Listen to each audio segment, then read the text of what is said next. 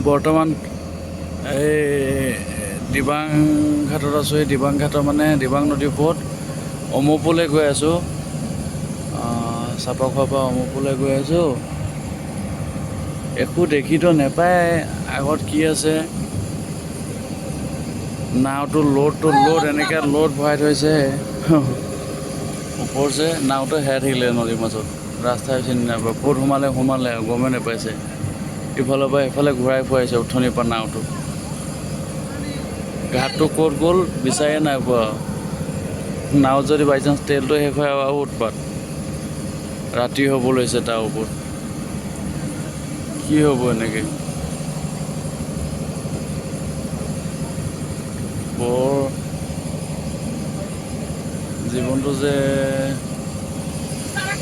চবফালে আন্ধাৰেচোন।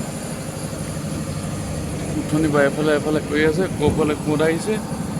নদীৰ মাজত বৰষুণ দিছে, গোটেই ভিডিঅ' কৰিলেন, কিন্তু বৰষুণ দিয়াৰ কাৰণে নহ'ব।